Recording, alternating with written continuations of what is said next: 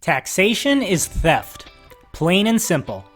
It doesn't matter if the government in question is a fascist dictatorship or a constitutional republic. And don't give me your BS about tacit consent in the social contract. It's time to put this myth to bed once and for all.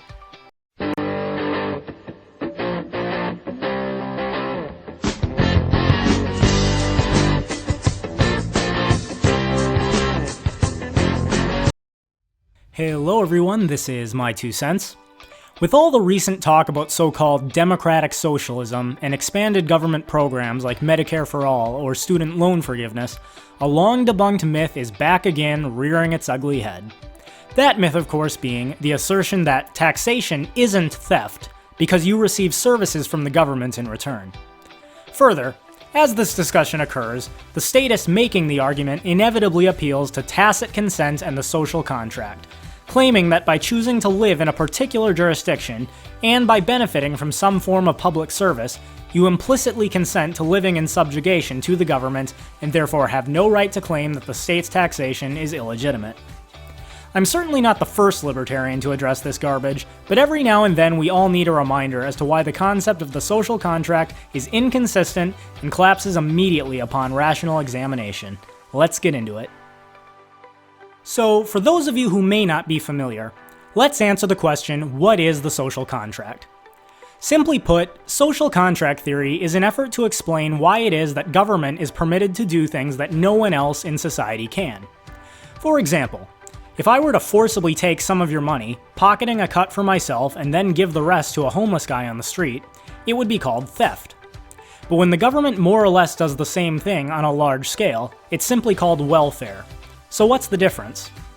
According to philosophers like Thomas Hobbes, John Locke, and Jean-Jacques Rousseau, the difference is that in the former case, you did not consent to having your money taken for that purpose, but in the latter case, you allegedly did.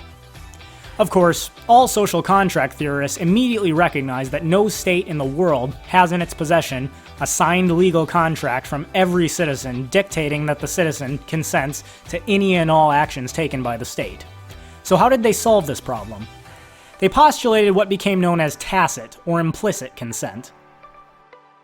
In section 119 of his second treatise on civil government, John Locke wrote, "If a man owns or enjoys some part of the land under a given government, while that enjoyment lasts, he gives his tacit consent to the laws of that government and is obliged to obey them." In other words, so long as a person is living in a region where there is a state and he somehow enjoys his doing so, be this in virtue of residing on the land, or perhaps by taking advantage of a given public service, he has consented to the state's rule, whether or not there was any explicit contract between himself and the state. Hence, the contract between the state and its citizens is one of tacit consent, or a social contract. Now, just as an aside about John Locke, Locke did not believe that this therefore gave the government the unconditional right to behave in any manner that it wished, or that the people could never justly rebel against the government. But he did believe that living in a given region, or benefiting from a government's services, was enough to constitute tacit consent to the government's rule. I do think Locke was right about many of the things that he wrote, but this certainly wasn't one of those things. To illustrate why the social contract is bogus, let's consider a man, we'll call him Person A, who has a large overgrown lawn. He hates mowing the lawn, and therefore only does so when the lawn has become so overgrown that it's unbearable. One day, as he's driving home from work, knowing that today is the day he'll finally have to get around to mowing the lawn, he turns the corner and sees that his lawn has recently been mowed, and a very good job has been done. He's happy to see that he won't have to mow the lawn, although he is understandably confused as to what's happened. When he parks his car in the driveway, there's another man, Person B, standing at his front door waiting for him, a lawnmower at that man's side. Person B says to Person A, "Welcome home. As you can see, I took the liberty of cutting your grass for you so that you don't have to. Aren't I a great servant to the community?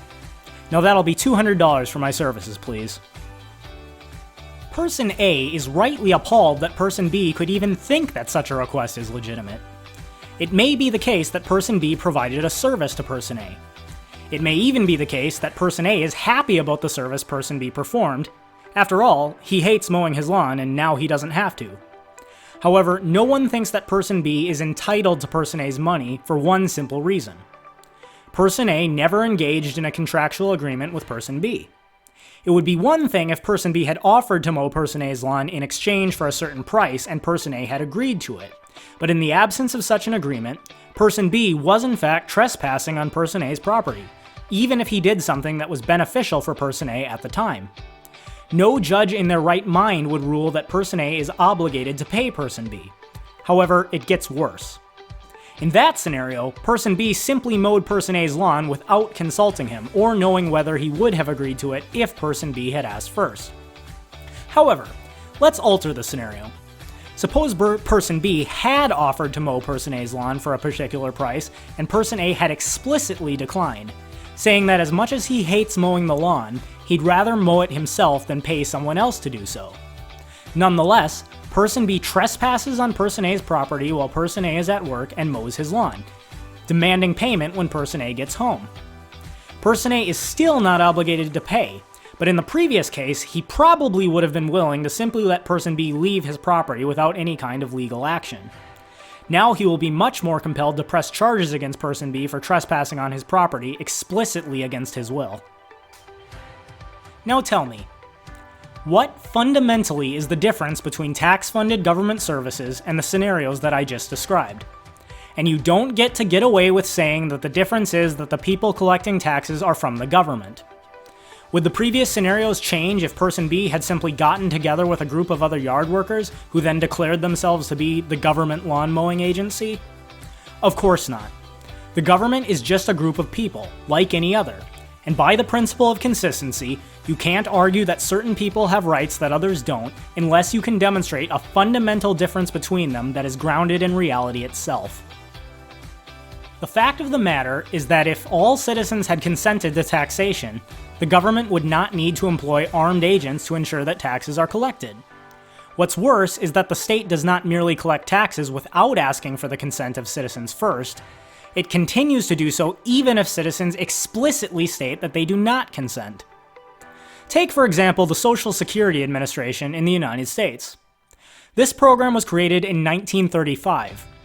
Were any of today's workers that are currently paying into the system asked whether or not they consented to funding the program? Further, Social Security functions exactly the same as a type of investment fraud known as a Ponzi scheme, and this is using the definition of Ponzi scheme that comes from the US Securities and Exchange Commission itself.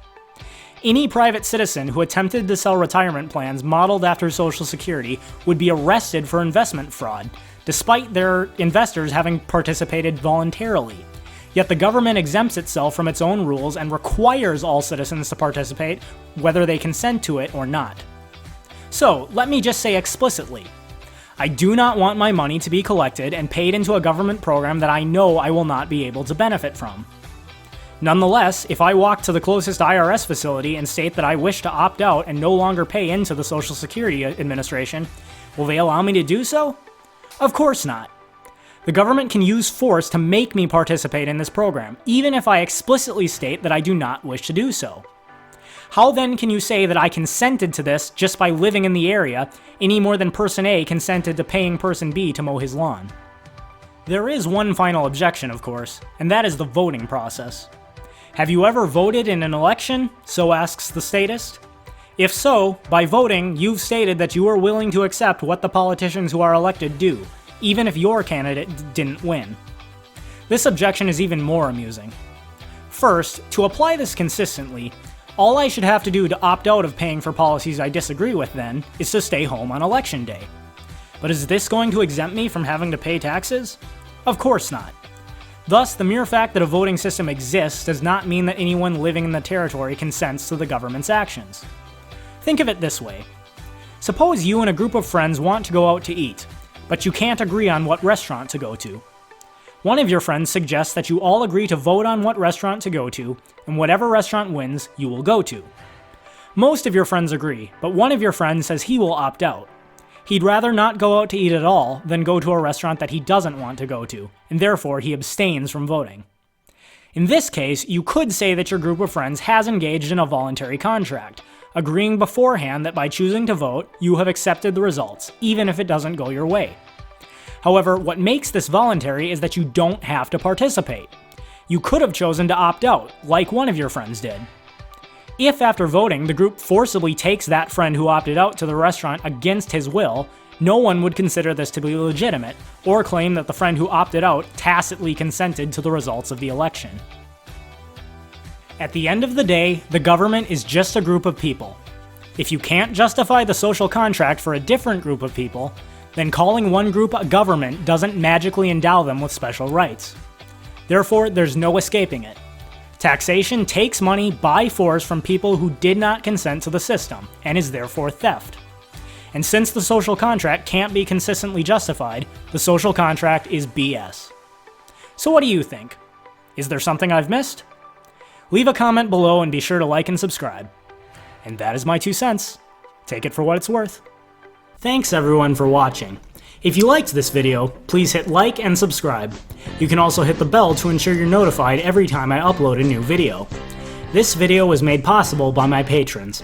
If anyone else would like to donate and help ensure that I have the time and resources to keep putting out content, for just $1 a month on Patreon or Maker Support, you'll have your name listed in the end credits of every video and the link to one of your social media platforms listed in the description. You can also support the channel by purchasing my 2 cents merchandise on Teespring. You can also follow me on Twitter, Minds.com, BitChute, WordPress, Gab, and iTunes. Uploads are every Thursday and Saturday, so stay tuned for more videos.